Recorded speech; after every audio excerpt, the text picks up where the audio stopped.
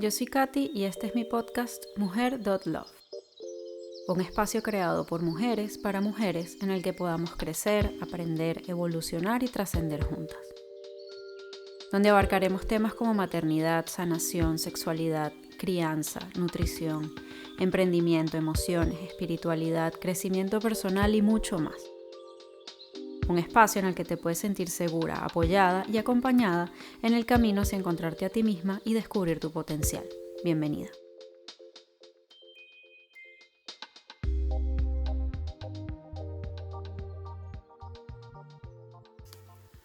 Hola, ¿cómo has estado?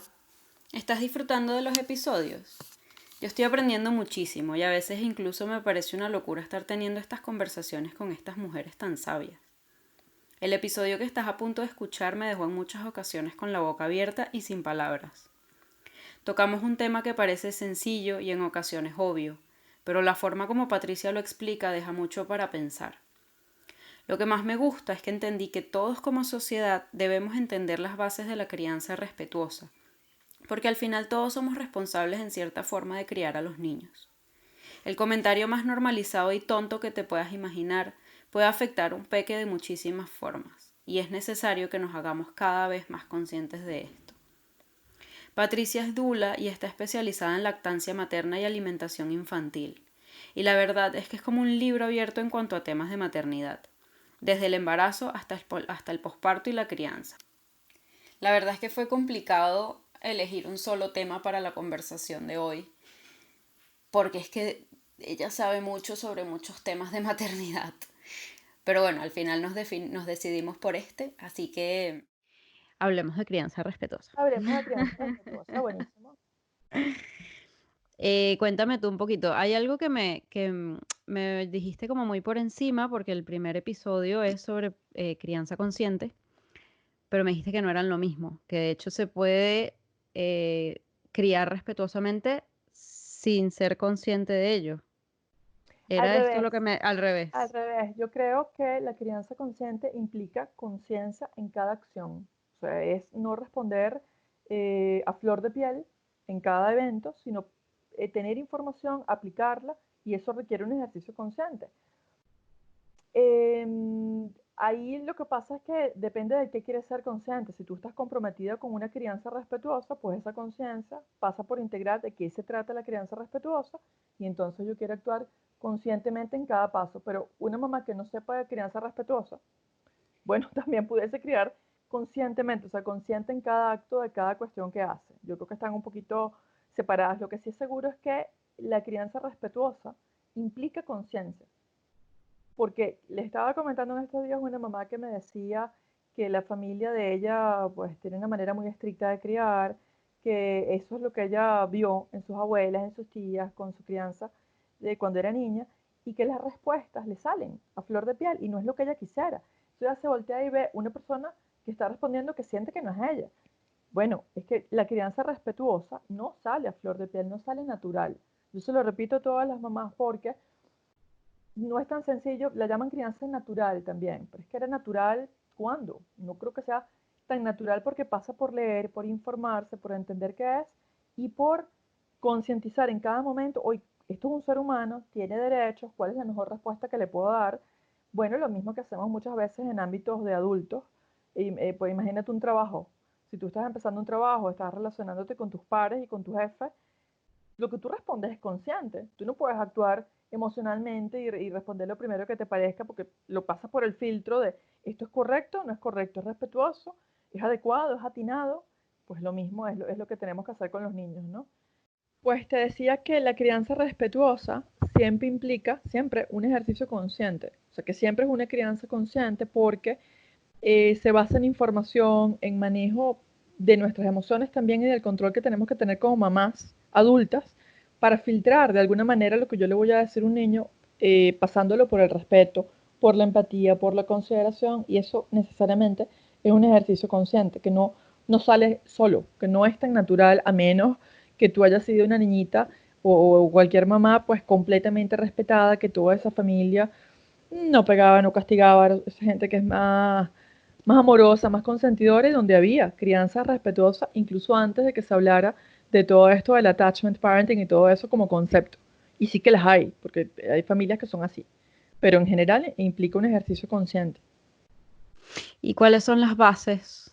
Tiene como preceptos, sí que es muy parecido, tiene como preceptos, en primer lugar, el respeto incondicional hacia el niño. ¿Qué quiere decir esto? Que yo lo respeto y lo amo independientemente de su comportamiento. Ahí es necesario separar lo que es un comportamiento inadecuado, desde el filtro que sea, o que a mí no me agrade o que no me parezca, y separarlo del amor que yo le tengo a ese niño, no solamente en mi mente y en mi corazón como mamá, sino que el niño lo perciba así. Nunca atar el amor o condicionar el amor o el respeto a un niño a su comportamiento, porque estaríamos queriendo y respetando a los niños solamente cuando se portan bien, ¿no? Entonces, dice Rosa Llobé, que es una psicopediatra catalana muy famosa, no sé si la has oído, Mm, y Rosa Llobé dice una frase que es muy linda: quiéreme cuando menos lo merezca porque es cuando más lo necesito, refiriéndose a la voz del niño, ¿no? Entonces un niño esa frase la he escuchado. que es de ella, ¿no? O ella la dice mucho en sus libros, es eso, es un niño que tiene un comportamiento, cualquiera que sea, porque también el tema del comportamiento inadecuado pasa por lo que tú consideras que es un comportamiento inadecuado y también depende de cómo te criaron a ti, porque algo que es inadmisible para una mamá, como puede ser, estamos comiendo y se baja de la mesa. A mí no me importa tres pepinos que mi hija se baje de la mesa, se está comiendo, pero hay familias en que piensan que eso está mal. Entonces, querer y respetar al niño incondicionalmente y tratarlo como merece un adulto. Es decir, que el derecho del niño no es un mini derecho por ser niñitos, sino que merecen el mismo respeto, por lo cual no es válido tratar a un niño de la forma como no tratarías a un adulto. Es decir, lo que no es admisible entre adultos, tampoco lo es con los niñitos. Para mí eso es lo principal, porque pasa por esa frase tan famosa que nos decían chiquitas, seguramente concordarás, que es: no le hagas a los demás lo que no te gusta que te hagan a ti. Esa es la frase universal del derecho, ¿no? Del respeto. Entonces, deteniéndonos en esa pequeña cosa, oye, esto que yo estoy haciendo es válido entre adultos. Si no lo es, entonces ya te está saltando ese precepto principal de la crianza respetuosa.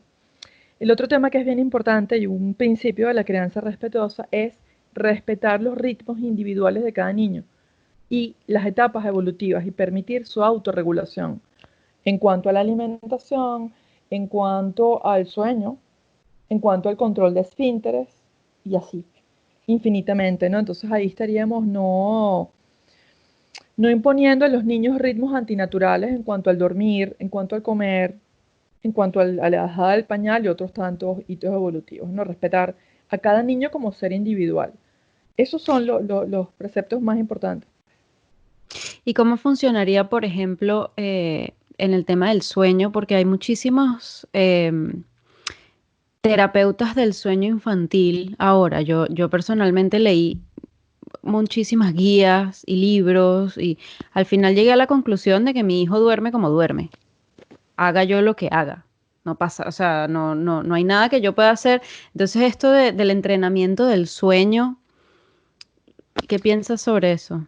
Bueno, fíjate una cosa. Primero, que los terapeutas de sueño infantil han surgido como una oportunidad de negocio, realmente, ¿no? Es un target que está allí, que son mamás muy cansadas, agobiadas, como todas las mamás estamos, y sobre todo haciéndole creer a las mamás que sus niños tienen un trastorno del sueño, cuando no lo es así. Entonces, esa necesidad creada, que es ficticia, de entrenar el sueño de un bebé, que no es admisible desde el punto de vista de la crianza respetuosa, porque estás impidiendo que el niño autorregule su proceso evolutivo, que es el sueño, que como comer, como el caminar, es un proceso que él va a lograr solo en algún momento.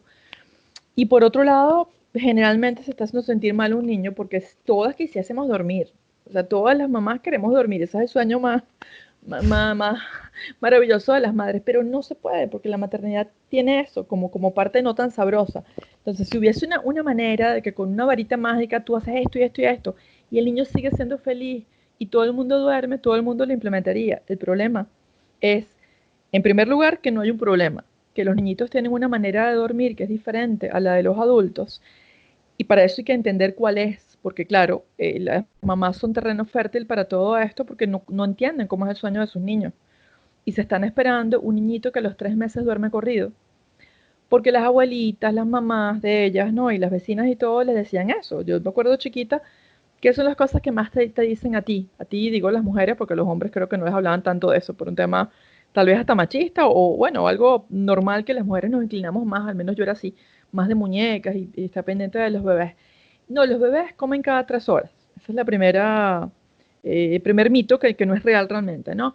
Y lo otro es que ellos comen y duermen, y que a los 3 meses duermen corrido, tanto que las mamás damos a luz y todo el mundo te dice tranquila que esos son los primeros 3 meses. Y esa es la mentira más grande que nos han dicho. ¿Y qué causa? Un golpe muy grande entre esa expectativa que tiene la mamá y la realidad, porque la realidad no es esa. Lo que pasa es que la abuelita que te lo está diciendo, de ahí para atrás, daban fórmula. Y los bebés de fórmula se sabe que tienen un sueño no más pesadito, no mejor, no es que descansen mejor, sino es un sueño pesado, un sueño antinatural y artificial, igual que la leche artificial que están tomando. Entonces, no es el patrón normal de un niño el dormir corrido. Otra cosa, todos esos niñitos que a lo mejor nos decían, que ya son casi leyendas urbanas, hay un chiste que dice, el niño del vecino siempre duerme mejor que el tuyo. Pues todo el mundo, eso es así, ¿no? Entonces tú piensas que el que peor duerme es el tuyo. Probablemente estos niñitos que duerman a partir de los 3 meses, 4 meses, quizá usan chupón. Entonces el chupón viene a ser las veces que haría la teta para integrar una fase del sueño con la otra.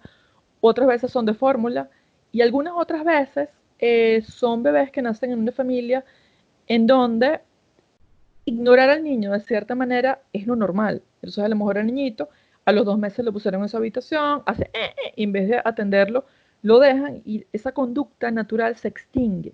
Y de eso se tratan los métodos de entrenamiento del sueño que a mi juicio son impensables, en extinguir una conducta. Bueno, conductismo clásico, el niño está pidiendo algo, ¿qué es ese algo? Bueno, que los niños nacen con una cantidad de fases del sueño y no lo tienen maduro. Y entre fase y fase tienen micro despertares. Tú y yo también. Yo siempre me he jactado de que duermo corrido toda la noche, pero es mentira. Realmente está comprobado que todos tenemos micro despertares. Y en ese micro despertar, ¿qué haces? ¿Te levantas con los ojos pelados? No, generalmente como adultos lo sabemos manejar. Le pasas una pierna encima al marido, te arropas un poquito más, a veces ni tienes conciencia, pero lo logras integrar y pasar así a la otra fase del sueño. Los niños no saben hacer eso aún. Lo van a lograr, pero poco a poco. Entonces, de esa forma, el niño que es de teta, usualmente requiere la teta, tal vez no por hambre, tal vez no por sed, que son otros motivos, sino para integrar una fase del sueño con la otra. El niño que no es de teta, tengo mamás ahorita que dan puro tetero, por ejemplo, tengo dos, que es algo inédito en mi curso, pero por condiciones, por características, por cosas personales de ellas, fue así.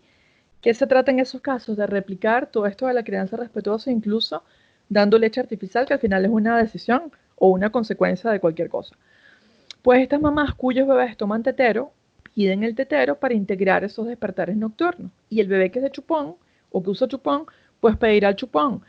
Y si la mamá lo quiere mecer y el bebé lo acepta, pues bueno, también. Lo que no es válido es dejar al niño desasistido, en el sentido, y esa es la base de los métodos conductistas de entrenamiento, entre comillas, del sueño infantil, desde Ferber, que es quien lo creó, que es un pediatra antiquísimo, a la actualidad, porque ese método Ferber se lo han serruchado muchos otros pediatras y psicólogos y terapeutas del sueño que como profesión o como carrera o como formación no existe, ¿no?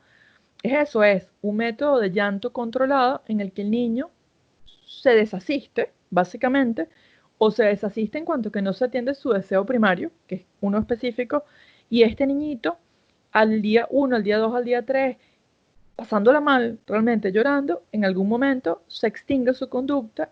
Y entonces, ¿cuál es la interpretación que hacen los padres? Este niño aprendió a dormir y ya me duerme la noche corrido, pero en realidad tenemos afortunadamente la mayor parte de los psicólogos pro crianza respetuosa, expertos en neurociencias, etcétera, incluye esa doctora Rosa Llové, Leslie Power la ve en Chile, Ramón Soler en España, Carlos González, tantos, que se han ocupado.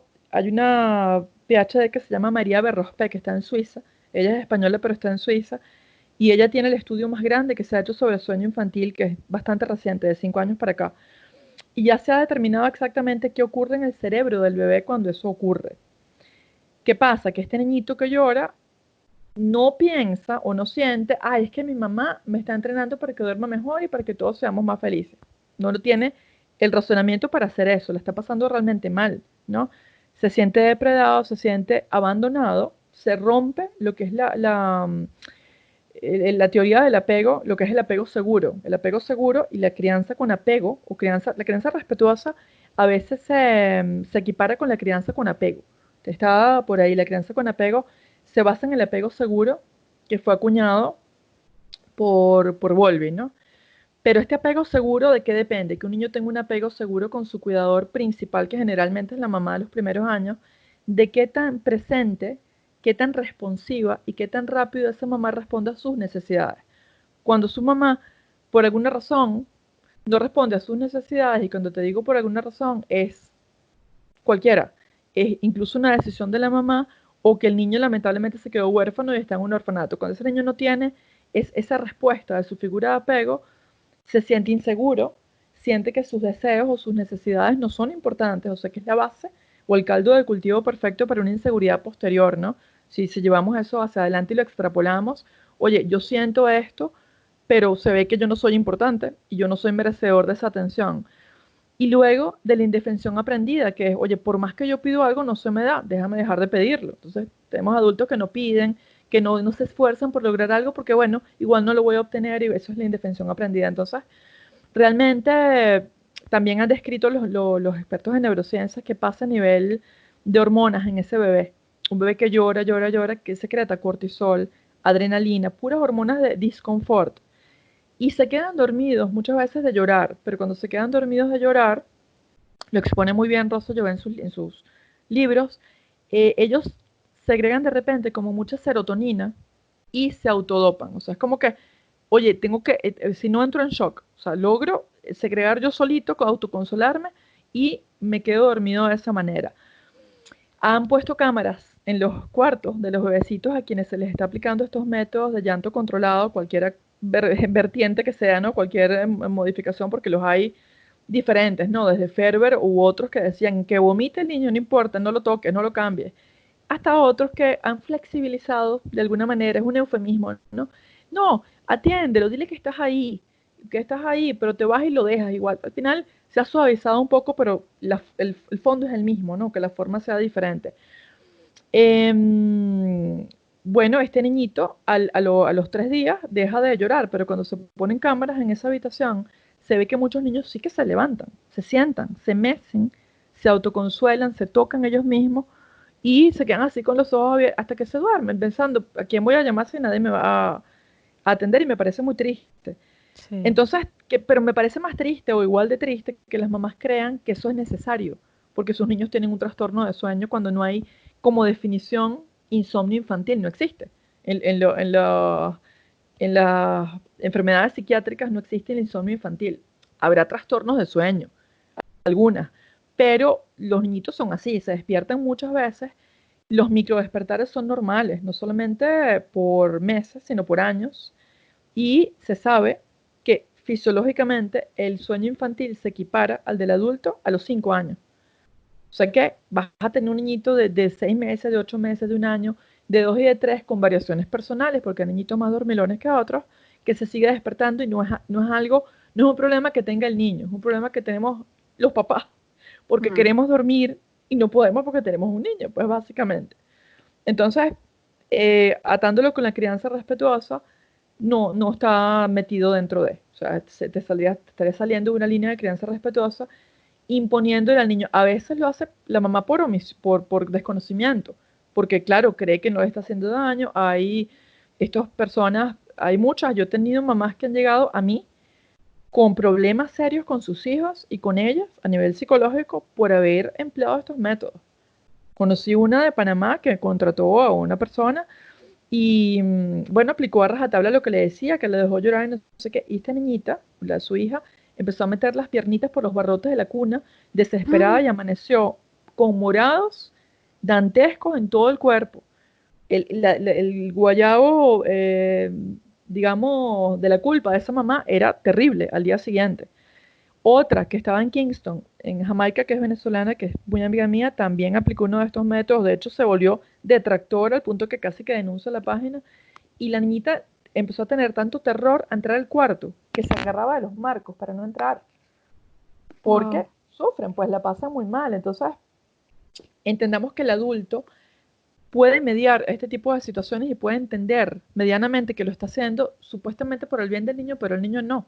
Yo lo equiparo cuando nace un bebé, esa separación que es tan normal en algunos países o la han querido normalizar yéndose al retén el bebé, yéndose no, que el bebé no se va, que se lo llevan al retén, al nido, le dicen en España donde estábamos.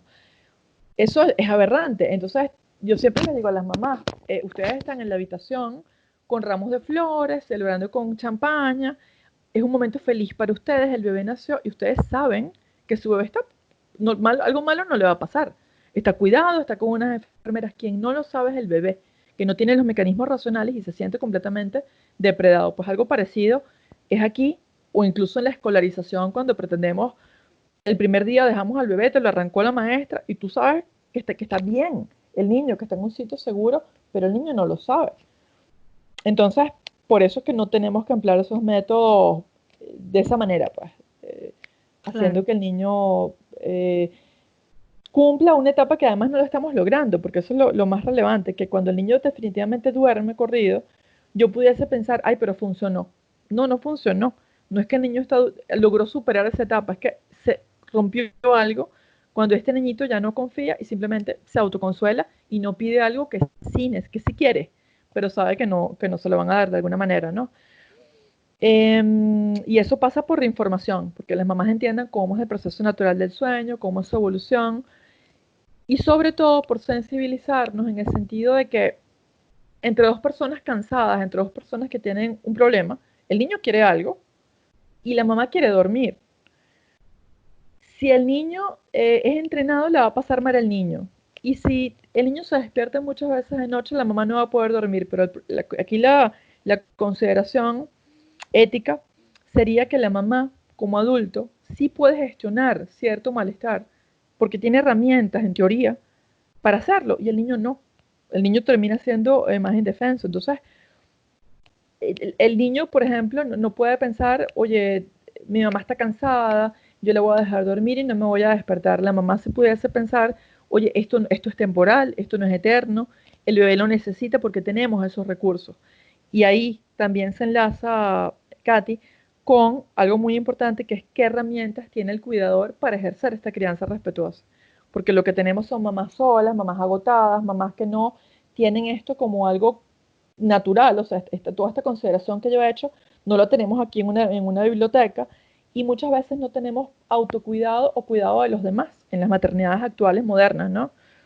Son mamás que están alejadas de su familia de origen. Yo tengo muchísimas mamás venezolanas en el exterior solas, que han parido solas afuera, que no las visitan o se las visitan en muy poquito tiempo, y tú entre ellas, y es agotador. Entonces, por eso hay tantos artículos últimamente y tanto cuidado, valga la redundancia, con el autocuidado del cuidador, o sea, ¿quién cuida a la mamá? Para que la mamá tenga esas herramientas. Y es responsabilidad de las mamás y de las personas que están alrededor de la mamá, que generalmente puede ser la abuela, puede ser el papá, brindarle a esa mamá todo, acolchonarle su realidad, de tal manera que esta mamá tenga mucho que dar y tenga recursos. Y cuando la mamá no los tiene, creo que parte de la responsabilidad es buscarlos y rasguñarlos para poder dar eso a su bebé, siendo que es el adulto que tiene esa posibilidad racional, porque ya tiene madurez como adulto que es. ¿Ves? Claro. Qué importante que hablemos de esto, porque de verdad, bueno, primero tiene muchos matices. Y es lo que tú dices, lo que me decías con lo del destete. Depende también muchísimo de las circunstancias de cada familia, de cada mamá, de cada bebé. Yo personalmente soy de estas personas que tú dices bueno, nosotros estamos Sebas y yo solos. Y, y claro, ahora hay muchísima información en internet, muchísima. Y entonces, claro, eso es un pro y es un contra a la vez.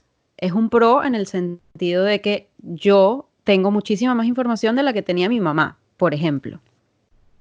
Entonces, puedo utilizar esa información como herramientas para mis circunstancias. Pero también tengo que entender mis circunstancias, cosa que no, yo muchas veces no las entiendo. Por ejemplo, me pasó con lo del sueño. Yo llegué a pensar que Suami tenía trastornos de sueño, que no estaba descansando, pero en realidad quien no estaba descansando era yo. Ujú.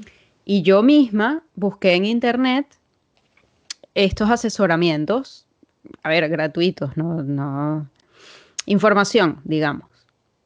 Y, e intenté implementarla, nunca dejando a Suami solo. Simplemente salí yo de la cama y se quedó mi esposo. Nosotros hacemos colecho, pero se quedó mi esposo con él a ver si él se tranquilizaba un poquito más. No funcionó, lloraba desesperadamente porque quería estar conmigo y al final volví a la cama. Era como, bueno, vale. Eh, pero sí, es lo que tú dices, era información que decía dejarlo llorar de una manera más sutil si es que eso existe realmente. Es Con lo un del destete, eufemismo. A mi sí, modo de ver, es un poco eufemismo porque hay un sufrimiento implícito. Y es lo que te digo, o sea, o sufre la mamá o sufre el bebé. El tema es que la mamá tiene recursos o debe tenerlos y si no los tiene, tiene que buscarlos para decir qué está pasando aquí, cómo lo manejo y el niño no. Y termina siendo el más indefenso. Entonces es eso. Y eso pasa y tiene que estar por un filtro de compasión, de empatía infinita y de paciencia hacia el niño, pero a veces no se tiene. Eso es lo que te digo, ¿no? pero es que ¿sabes qué pasa? Que tampoco estamos educadas para ello. No estamos educados para No eso. estamos educadas para ello porque em, es lo que te digo, a pesar de que hay toda esta información allá afuera, es información selectiva. Yo voy a seleccionar lo que a mí más me convenga escuchar, quizás. Y voy a ir probando, pero claro, al final quien sufre es mi hijo mientras yo voy probando cosas para sentirme yo más cómoda. Pero es eso, Absolutamente. además es una educación no solo en herramientas y técnicas, sino empatía, compasión, que tampoco estamos educados en eso.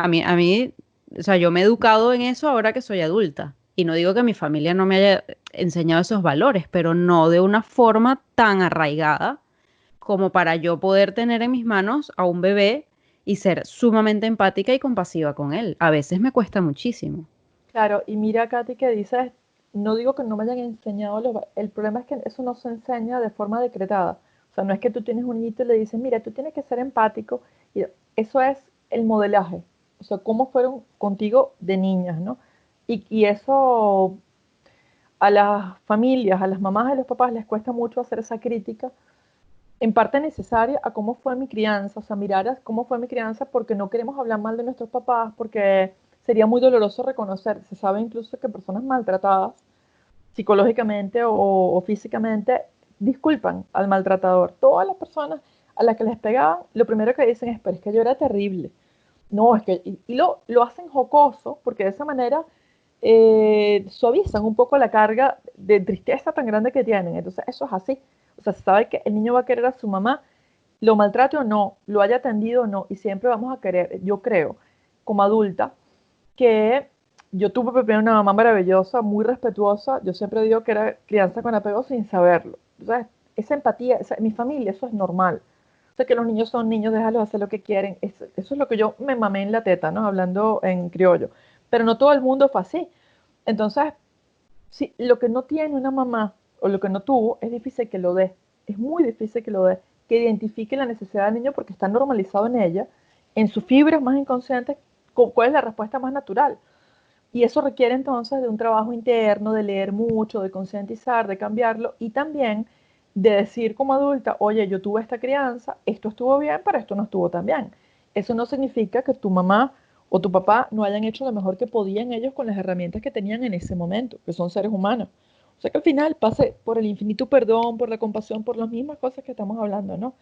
Pero sí que podemos tener ese juicio crítico y obviamente la mayoría de las personas, estamos hablando de personas de los 70, 80, 90, no vienen de esta crianza respetuosa porque este boom del attachment parenting y todo esto es reciente, es relativamente reciente. A lo mejor las generaciones futuras se lo mamarán en la teta y les saldrá más natural, pero estos valores de empatía crecen sobre todo o se instauran en la etapa primal, que son los primeros 3 años de un niñito.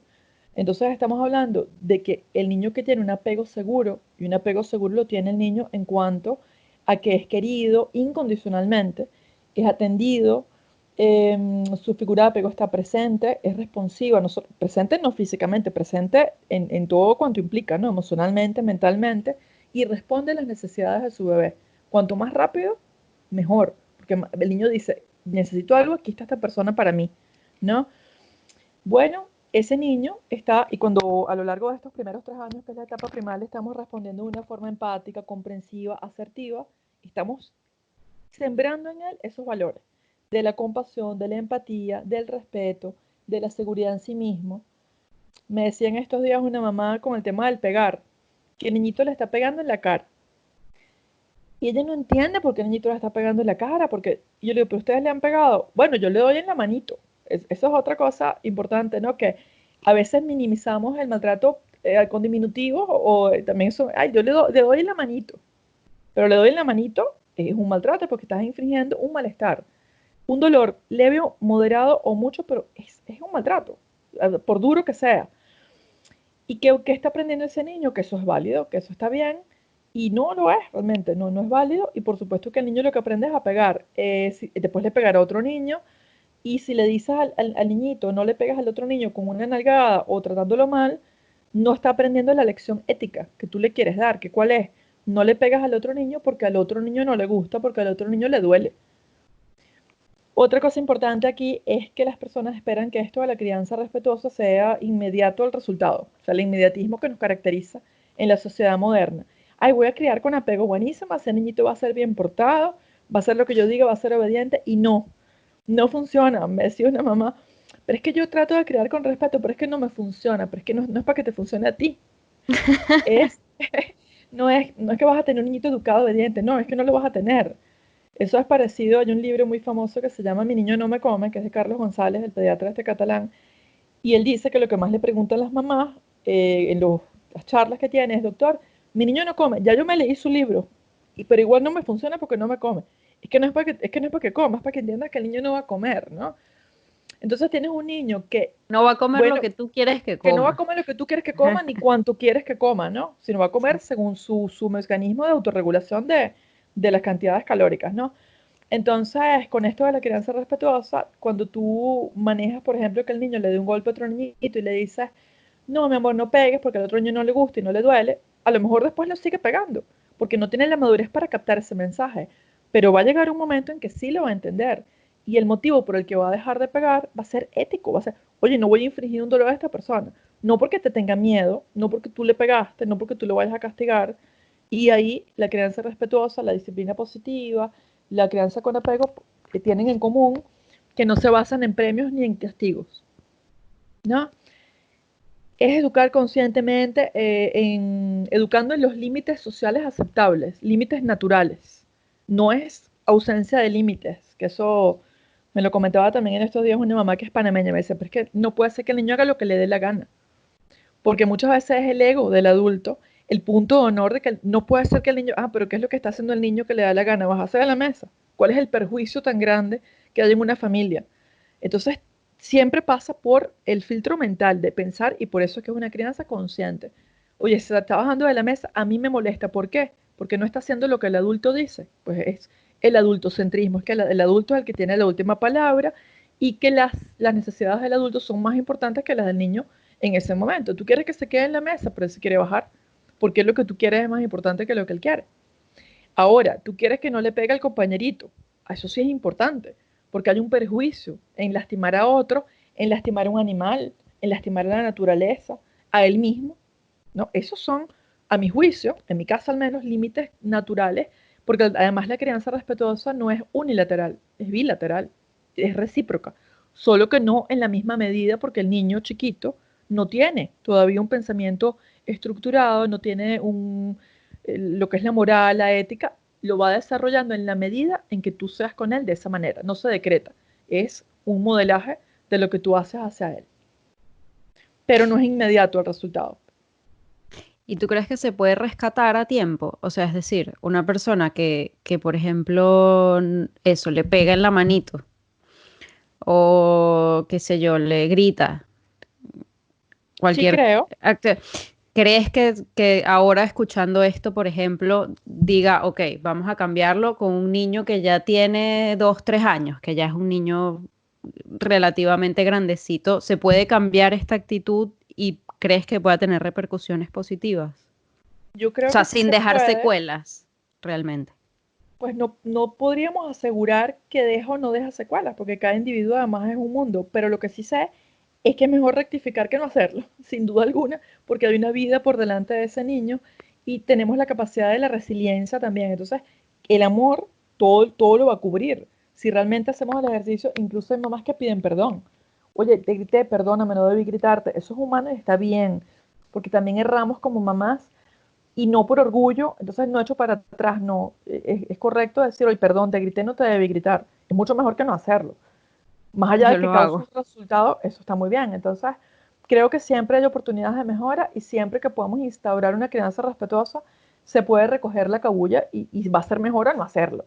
Exactamente. Ah, pero tampoco esperemos inmediatismo. A lo mejor ya con una crianza punitiva por 2 o 3 años, pues el niño va a tener reacciones que son producto de eso. No esperemos que, ay, pero tengo una semana con la crianza respetuosa y no me funciona, ¿no? Pero sí, es lo correcto y causa no buenos resultados, que creo que sí los causa, es conveniente hacerlo. ¿Y dónde está el límite? Porque, por ejemplo, a veces Swami hace cosas, le estoy diciendo que no, y le estoy diciendo que no, y le estoy diciendo que no, y él sigue y sigue y sigue. Muchas veces voy, a ver, si es algo que está agarrando, voy y se lo quito de su altura y ya, él no va a entender por qué no puede seguir tocando eso. Pero hay ciertas cosas, ahora no me viene un ejemplo a la mente, eh, en los que de verdad me hace perder un poco la compostura. Y es como, te estoy diciendo que no. ¿Dónde está el límite? O sea, cómo se establecen esos El límites y el límite entre qué. en yo, pero, sí, déjame a ver cómo lo explico mejor. Quizás no es el límite, cómo establezco, cómo no Límites. pierdo, cómo no, sí, cómo, exacto, cómo establezco los límites. Es que con niños Sin, tan sin pequeños, perder el control. sin perder los estribos, pues fíjate, lo primero es que depende de la edad del niño. Tú, un niñito de 1 año que tiene su amigo de 14 meses, 15 meses, ¿qué edad tiene Sí, él? casi 16. Sí. A casi 16. Es un niñito que no entiende el no vas a poder dar una explicación como se la pudiese dar a un niño de 3 años, 4 años, para que crees una conciencia de por qué no debe hacer algo. Entonces, a esas edades es mejor evitar las tentaciones de cosas que verdaderamente no puede tocar. Entonces, otra cosa es que verdaderamente es malo y peligroso y cuáles son manías mías como mamá que tenemos la tendencia a exagerar con el no hagas esto, cuidado. Se ha demostrado incluso la cantidad de frases negativas y negativas en el sentido a que imponen un límite, no hagas esto, cuidado, te caes, que se le dice a un niño en 15 minutos, es que son muchísimas, ¿no? Entonces los niños se fastidian de esa regañadera, de ese sermón, ¿no? Las mamás somos conocidas por los sermones. Entonces, en primer lugar, de esas cosas que yo le estoy diciendo, cuáles son necesarias verdaderamente y cuáles no importa. Ah, es que el niñito agarró la llave y la llave está sucia, lávala. Ah, pero es que él tiene unas de juguete. Ajá, pero le gustan más las tuyas. Si no quieres que te las agarre, no las dejas al lado del niñito. Entonces, evitar tentaciones y no ponerse en una pugna con el niño por tener la razón. Es más distraccional la estrategia a esas edades. Es, oye, que no vea esto que es peligroso. Si es verdaderamente peligroso, pues yo le digo a las mamás, haz como un juego de magia. O sea, llegas, intentas quitarle el cuchillo, le pareces otro por aquí, haces una burbuja de repente, tiras un zapato al techo, pero es distraccional. Porque el verbo no te va a dar resultado a esas edades tan pequeñas. La paciencia no la pierdes en la medida en que tú entiendes que el niño no hace nada por molestarte a ti y que muchas veces son las otras cosas las que a ti te están sacando de quicio. Ahí le digo a las mamás, y lo hago yo misma, a veces lo primero es que el impulso hay que medirlo, porque por impulso puedes lanzar un grito. Oye, es entender qué está pasando, está agarrando algo que yo no quiero y es peligroso, pues actúa. O sea, el sermón está de más. La molestia no tiene que ver con eso que está haciendo el niño, tiene que ver con otras cosas que están alrededor generalmente. Entonces, les digo, si tú en ese momento no tuvieses ninguno de los problemas que tú consideras que tienes o tensiones, ¿actuarías así? Si estuvieses, no sé, en Tailandia, en una playa, probablemente no. ¿Por qué el niño merece menos? Es decir, el niño merece tu mejor faceta. No siempre la podemos dar, pero concientizar No es el niño lo que está haciendo, es todo esto que está revoloteando. Entonces yo, nuevamente, con infinita paciencia, amor hacia el niño y respeto, trato de dar pues lo mejor y sobre todo no engancharnos con niños tan pequeños. Engancharnos es que no, que te estoy diciendo que no, a la una, a las dos, a las tres, eso no funciona, porque además es fastidioso para el niño, pierde el sentido, si se lo estás diciendo de lejos, más, porque casi que se lo dices al descuido fregando el plato, eso no, el niñito no, si realmente le quieres decir que no, vas y le dices, mejor jugamos con esto, evitando el no, abusamos del no. Hay muchas maneras de redactar una frase que no tiene la palabra no, mejor juega con esto, o mira esto, mejor hagamos esto, y ya, y sin tanta explicación, es más distraccional. Incluso si es algo que no es tan peligroso, sino que es una pintura que se va a derramar, pues controlamos un poco la pintura hasta que podamos distraer. Lo que sucede muchas veces es que estamos criadas con el chip de la autoridad, de que yo te estoy diciendo que no y tienes que tener límites, porque los límites tú no necesitas estarlos buscando para ponerlos, porque hay una creencia también extendida de que si no ponemos límites nosotros o introducimos frustraciones en la vida del niño, artificiales o creadas por el adulto, el niño no va a ser capaz de gestionar la frustración. Y no es cierto. Los niños tienen en su vida cotidiana muchas frustraciones naturales que no tenemos necesidad de recrear y hay límites naturales. Bueno, el confinamiento es un límite natural. Hace 2 semanas decía un niño, yo quiero salir y punto. Yo practico la crianza respetuosa, pues no puede salir. Es un límite natural que ha impuesto las circunstancias de la vida. ¿Puede volar un niño? No. Es decir, hay límites naturales que no tenemos por qué estar poniendo todo el tiempo frustraciones en la vida de un niño porque existen ya de por sí. El niño se le cayó un pedazo de carne, tiene 6 meses y él quería ese. Y se le cayó y lloró. Ah, pero yo lo agarré y se lo devolví, pero él ya no lo quería. Porque él quería que no se cayera. Es decir, y esas cosas pasan. El otro día le hice una panqueca a mi hija bellísima de oso, me esmeré, y se me ocurrió picar la oreja para dárselo, la picó ella, se puso furiosa porque se había dañado, le dije, pero se la reconstruyo, que no, que yo la quería como estaba antes. No hay nada que hacer porque eso pasó. Y son límites naturales y frustraciones naturales, no tenemos por qué recrearlos. Y cada familia pensar que es verdaderamente intolerable en esa familia. Y eso depende de la familia. Yo creo que deberíamos tratar de ser gentiles en ese sentido. Por ejemplo, la mamá que dice, no se puede bajar de la mesa el niño mientras yo como, tal vez tendría que revisarlo porque esa expectativa es utópica. Los niñitos son movedizos por naturaleza. Pero sí el no lesionarse el mismo, no estar en peligro. El niño quiere subir la escalera mecánica 3 veces conmigo, porque le parece muy divertido. Bueno, complácelo. Que tienes una operación de que hacer a corazón abierto, te tardas 10 minutos más y lo complaces si puedes. Una vez podrás y otra vez no. Ah, pero el niño quiere subir la escalera que está bajando, o sea, lo quiere hacer en contramarcha. Oye, no. No, porque a lo mejor nos caemos. Entonces, eso es un límite natural que no estoy yo. Y éticamente no es lo mismo. No es lo mismo hacer llorar a un niño por capricho, porque yo quiero que sea así, por una mirada adultocéntrica, a cuando algo verdaderamente no se puede hacer. ¿Ves? Claro. A mí me prestaron un libro, ahora no recuerdo el nombre de quien lo escribió, es una psicóloga Ujú. que ella estuvo con muchas tribus de indígenas en el Amazonas. Y ella escribió este libro sobre crianza y en base a lo que ella vio y vivió en esas tribus y cómo criaban a los niños. Y una cuestión que a mí me marcó mucho, lo leí cuando estaba embarazada y que tú me acabas de decir ahora, es lo de el decirles cuidado todo el tiempo. Ujú. Entonces ella dice que cuando tú le dices a los niños, por ejemplo, se subió en la baranda, cuidado que te vas a caer, de tanto que lo repites, subconscientemente el niño se va a caer porque te va a hacer caso. Claro, tú estás decretando que se va a Estás caer, decretando que se va a caer y él como que va a cumplir tu palabra, va a cumplir digamos. tu palabra, porque mira, Laura Gutman, que es una psicóloga argentina, te enlazo ahí, perdón la interrupción, tiene un libro que se llama El poder del discurso materno. O sea, lo que la mamá dice es una verdad. Por eso las etiquetas son tan peligrosas. Y por eso es mucho mejor decir, cuidado que podrías caerte. O eso pudiese ser peligroso, pero no, te vas a caer. No debemos, además porque te estás diciendo que el niñito no va a ser capaz de manejarlo. Mientras que le dices, oye, ten cuidado porque pudieses caerte, si amerita realmente, le estás dejando en sus manos oye, voy a ser más cuidadoso para que no me pase esto. Interesante lo que dices. ¿Cómo se llamaría esa psicóloga? Puedo preguntar y te lo envío y lo pongo en la descripción del podcast también.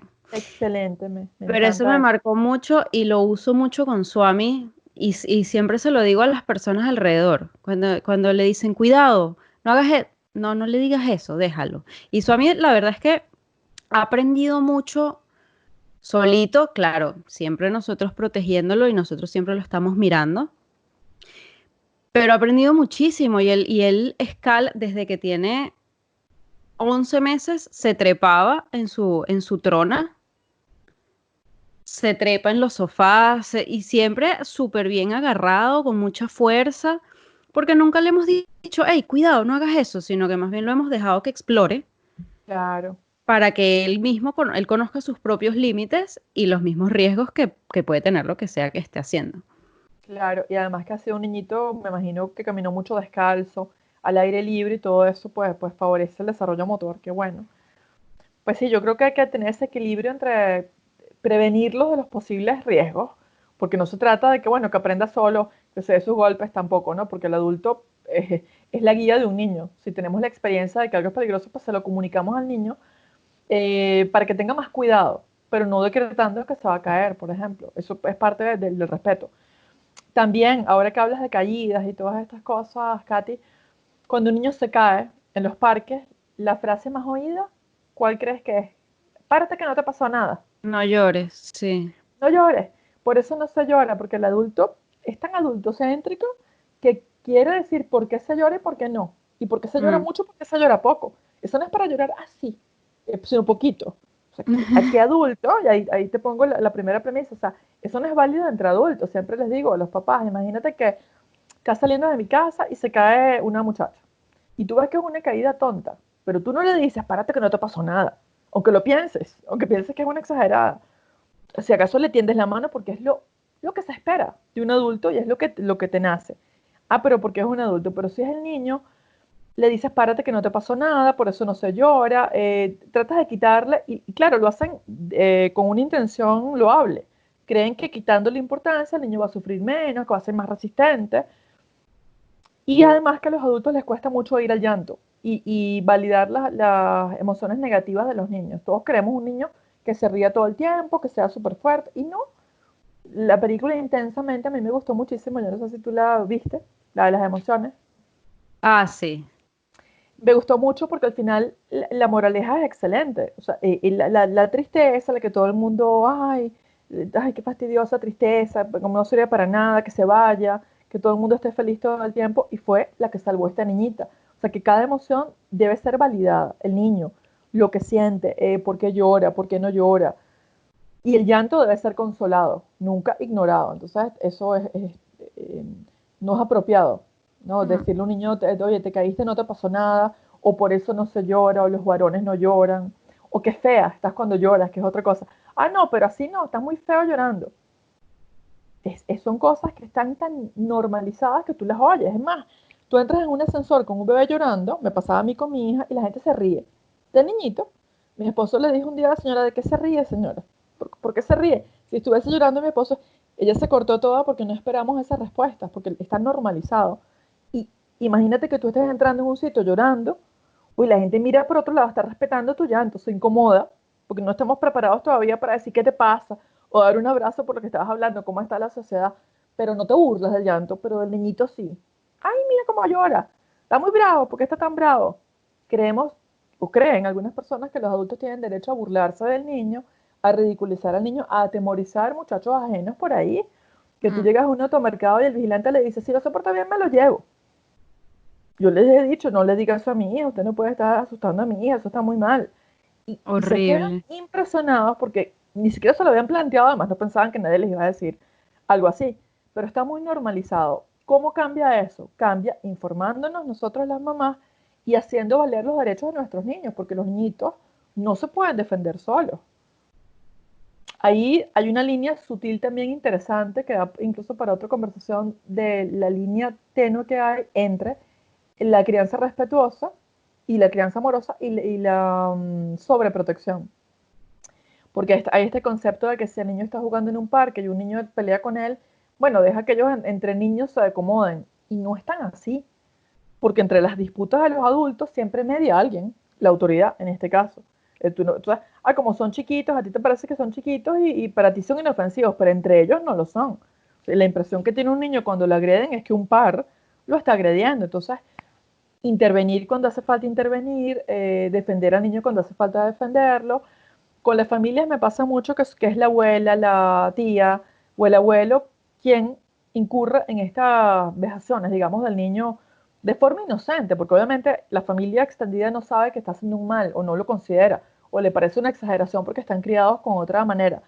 Pero hay mamás que dicen, no, es que el abuelito siempre se burla de él, o el abuelito lo obliga a dar besos, pero, oye, es mi suegro, yo no puedo indisponerme con él. Pues yo realmente pienso que entre el niño y el adulto, pues que el adulto aguante su pela en ese sentido y tiene los recursos para entender por qué lo estás diciendo y el niño no. Entonces el niño siempre requiere o amerita y merece ser defendido. En ese sentido, si estamos hablando de procesos violentos, lo que se llama violencia invisible. Y violencia invisible es escolarizar de una manera abrupta y respetuosa a un niño, que es lo que pretenden algunos preescolares, no voy a decir todos. Entregar al niño a ese sistema escolar que pretende invisibilizar a la mamá, que pretende arrebatarte físicamente al niño, le pasó en estos días, no, hace unos meses cuando no había confinamiento a una mamá que tengo en República Checa.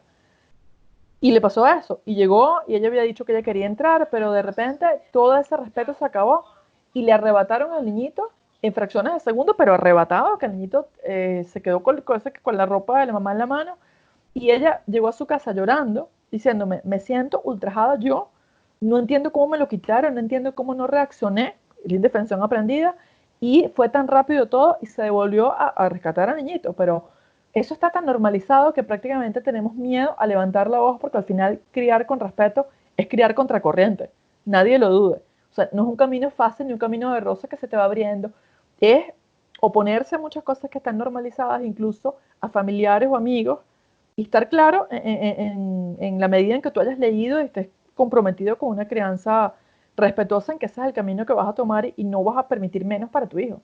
Incluso si se trata de un profesional, cualquier profesional, si es un educador, si es un odontopediatra, por ejemplo. No, te contaba que estaba buscando odontopediatra para mi hija y he tenido suerte con los que he conseguido, pero no es suerte, es que he filtrado, porque hay algunos que pretenden que la madre no entre y que si ese niño llora, pues siguen trabajando al niñito.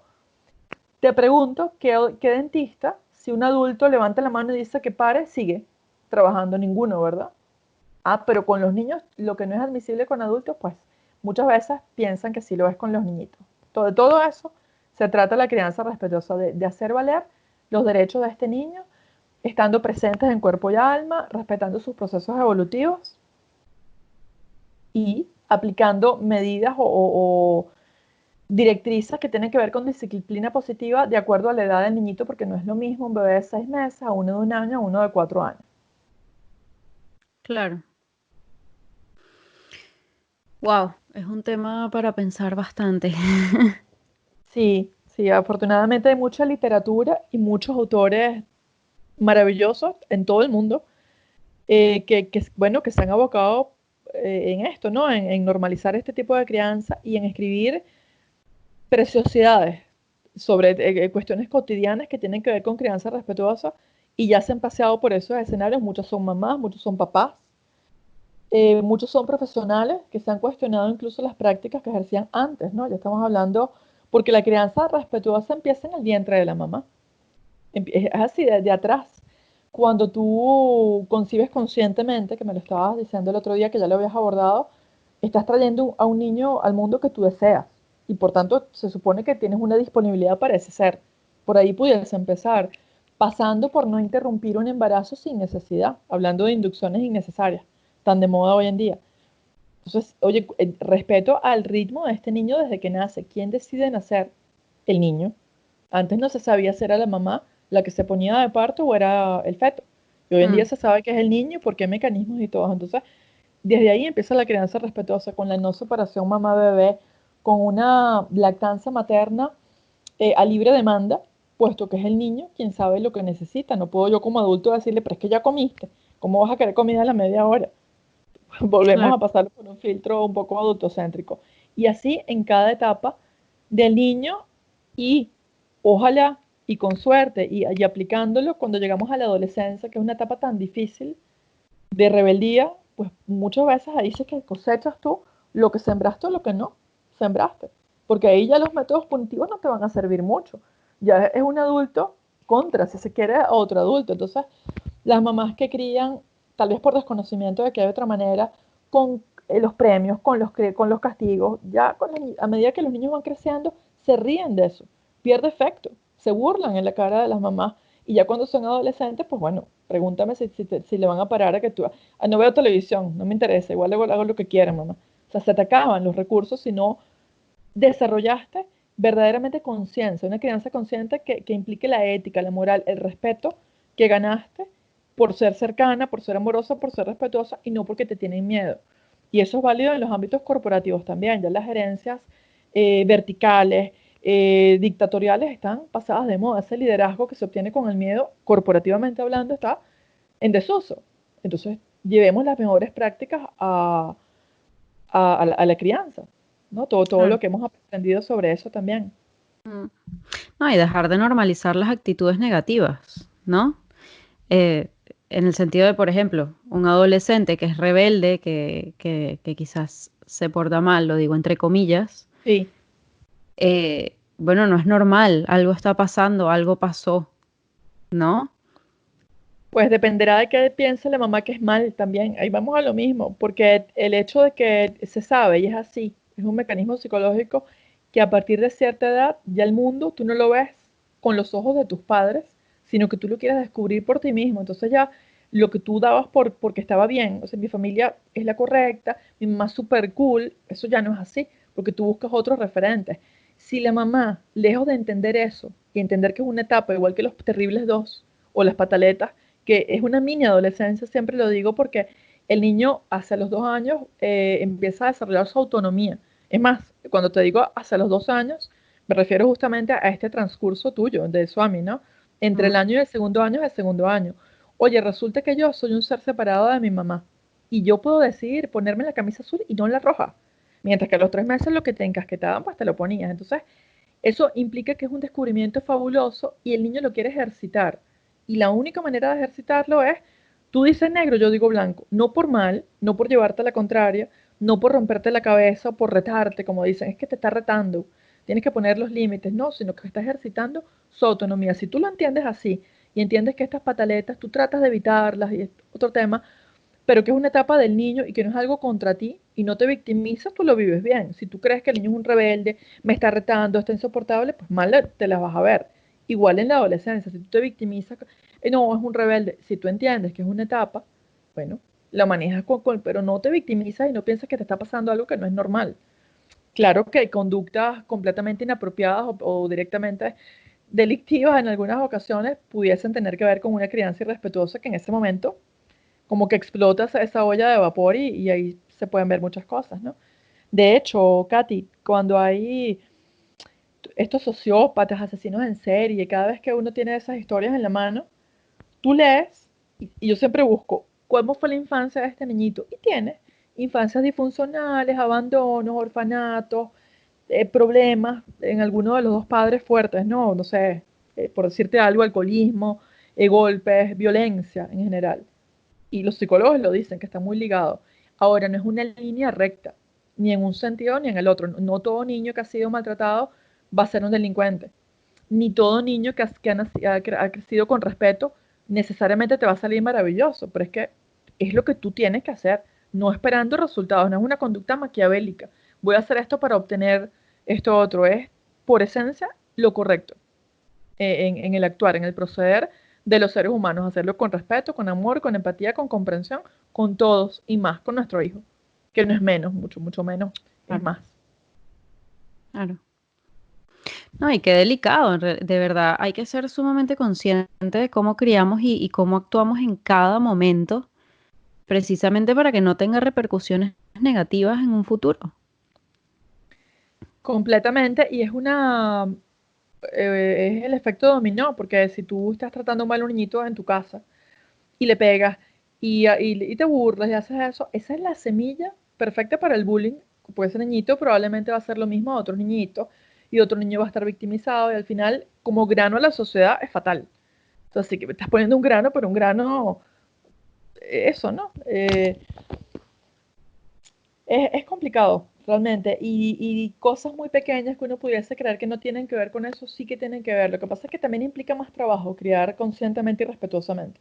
Implica más trabajo, porque en cada detalle tú tienes una oportunidad de dar una enseñanza ética, moral, bonita. O, bueno, tienes una crianza más estricta, pero no explicas nada, o tienes una crianza que es lo contrario, completamente a la deriva, ¿no? Que tampoco es el objetivo. Si tu niño va por el parque pisando bachacos, pisando hormigas, y tú estás hablando por el celular y el niñito o que le pegue patadas a las palomas, no, o sea, dedícate a decirle, mi amor, no puedes pisar el bachaco porque esa vida es tan importante. A ti te gustaría que viniera un gigante y eso requiere, bueno, a mí no requiere esfuerzo porque yo soy amante de los animales, pero quien no sea amante de los animales, pues requiere a lo mejor un esfuerzo de respetar la vida, de, bueno, de inculcar algo. En cada momento hay oportunidad de hacerlo, con el desperdicio del agua, con todo. O sea, por eso es que el homeschooling es tan maravilloso, ¿no? Que es otro tema. Ve, ahorita que están en casa las mamás con los niñitos, ay, pero es que la vida cotidiana tiene mil oportunidades de enseñanza, ética, de enseñanza de matemáticas. Tú puedes cocinar con el niño y estás contando medias tazas, una taza, dos huevos, tres huevos, pero requiere presencia, requiere más acción que criar de formas convencionales, porque es más fácil. Esto no se hace, ¿por qué? Porque Claro, yo lo digo. ¿Por qué no? Porque no se hace, porque yo lo digo. y Darle constantemente. explicación y constantemente. Si doy un cierre del tema de crianza respetuosa, invito a las mamás a formarse, a informarse sobre cuáles son los preceptos, cómo lo podemos aplicar, porque además la teoría es otra y la práctica es a veces diferente. Entonces, prepararse, recibir apoyo, información y basarse en el inmenso amor que le tienen a sus hijos. Si hay un consejo que tengo es ese, de dónde se saca la paciencia, del amor infinito que tenemos hacia los niñitos y esa compasión en parte, entendiendo que son pequeños, que son indefensos y que no poseen recursos para manejar lo que nosotros sí. O sea, que el adulto somos nosotros, no es una relación igual. Oye, tú te sientes así, pero yo me siento asado. Pero es que yo te grité porque tú te portaste mal, pero es que tú, el adulto eres tú. Entonces, con eso cierro, ¿no? El final se trata de amor y de respeto entre seres humanos y más con nuestros hijos. Claro. Y me gustaría sumar ahí intuición,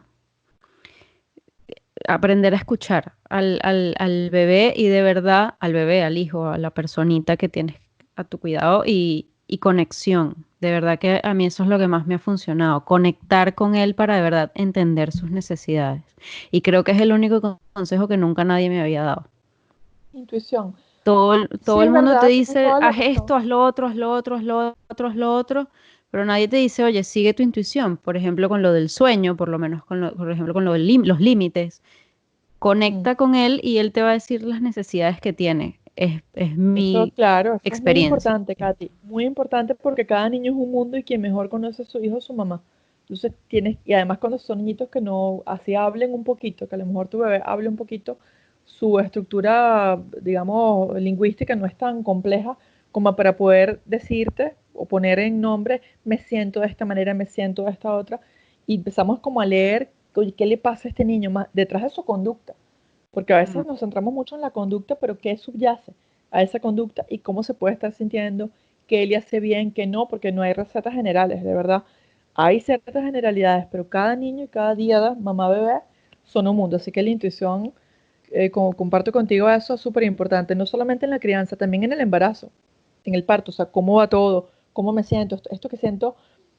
Siempre le digo a las mamás, si tú estás contigo todos los días de tu vida, tú vas al obstetra una vez al mes, pero le depositas a él que te diga cómo está todo. Pero si tú estás contigo todos los días y tú conoces tu cuerpo más que nadie, y a veces uno misma se da cuenta de cosas que le revelas pues al doctor como experta en ti, que no hay Mm. nadie más experto en tu cuerpo que tú misma, ¿no? La intuición es valiosísima. Y hay personas que somos muy intuitivas, yo me considero, pero hay otras que no. Entonces, esa intuición, te pregunto ahora a ti, ¿tú crees que se puede desarrollar o crees que es algo innato? Hay una manera de ser más intuitivo. Yo creo que se puede desarrollar Se puede eh, desarrollar teniendo más conciencia. siendo más consciente, prestando más atención, estando más presente. Ujú. Yo creo que sí, se puede desarrollar. Una vez que empiezas a relajarte y a concentrarte en el momento, en el ahora, creo que empiezas a despertar a muchas cosas que van pasando que en la vida cotidiana, por la actividad constante, no estás consciente de ellos y empiezas a percibir, pues, aspectos de ti mismo, pensamientos, acciones, actitudes, y empiezas a percibir los de otros. Y eso al final es intuición. Completamente. Conciencia. Al final se trata de conciencia y de disfrutar las cosas chiquitas, que eso lo ha dado el confinamiento, ¿no? Para pues, salir y ver una flor y ponerse en los zapatos del niño. Puedes ponerse en los zapatos del niño. Hay muchas mamás que salen con el niñito y claro, nos arropa la vida moderna, los horarios, que al final es cruel que el niño tenga que estar con un horario. A veces hasta el caminar de una mamá en una acera de una metrópolis es un ritmo de adulto y el niñito va al lado, que la cadencia del niño es esta. El niñito Mm. no puede ni caminar y no nos detenemos a pensar, oye, está dando 5 pasos en lo que yo doy uno. Hay un video precioso de crianza respetuosa. Si quieres adjuntar algunos links a tu podcast, pues Mm. es útil. Es un sitio chileno que se llama Chile Crece Contigo y tiene un video especial que yo se lo pongo. Esto de la crianza respetuosa, yo lo abordo en mi curso prenatal. O sea, no es que tú te consigues con el niñito y cuando estás cansada, retada, ojerosa, ahora déjame entender qué es esto. No, es embarazada. Embarazada es un momento ideal porque estamos como, ay, el bebé adentro come, juega, duerme y no hacemos nada de nosotras, ¿no? Es un momento perfecto para aprender. Y se los pongo en el curso prenatal, en el tercer ciclo, y lloran casi todos, porque habla de los paradigmas y en uno de los momentos el niñito o la niñita, el niñito camina y dice, me duele el pie. Y hay como dos mamás, ¿no? Dos situaciones. La mamá irrespetuosa y que va con el ritmo, le dice, no, no, otra vez con maña. Los chilenos dicen maña como manía, ¿no? Otra vez Mm. con maña. Y en el otro caso, la mamá, que no es otra, es la misma que aprendió, le dice, se detiene, saca el zapato, hay una piedra, le dice. Pero para sacar el zapato y ver que hay una piedra, hace falta conciencia, hace falta detenerse y no arrastrar a los niños en un ritmo trepidante que no le corresponde, que es injusto y que nos impide ver las pequeñas cosas que van a hacer la diferencia entre una crianza inconsciente que te lleva al ritmo y una crianza verdaderamente amorosa. Entonces, nada, le pone el zapato otra vez y le dice, había una piedra. Es muy lindo, el video es precioso. Y los papás lloran, todos. Yo se los pongo y lo he puesto y todos se les enfría el guarapo porque se acuerdan de su Claro. infancia y dicen, oye, ¿hasta qué punto? Y no lo logran ver. O sea, los comentarios más comunes de mis cursos son con lo del parto y con todo, oye, cómo yo no veía esto? Porque de esto no se habla en la fiesta, no te lo hablan los amigos. O sea, no lo llegas a ver. Y cuando empiezas a devorarte libros de crianza respetuosa, bueno, probablemente hay personas que tengan esa semilla dentro de sí y otros que para quienes ha sido una revelación completa, pero no está a la vuelta de la esquina ni es algo que sale natural. Eso es lo que te quiero decir, con lo que enfatizo. Por eso es que la crianza respetuosa es una crianza consciente. Claro. Gracias, Patricia. Me encantó la No, de conversación. nada, Katy. Besito. Vale, igual, Chao. chao. Chao. Chao.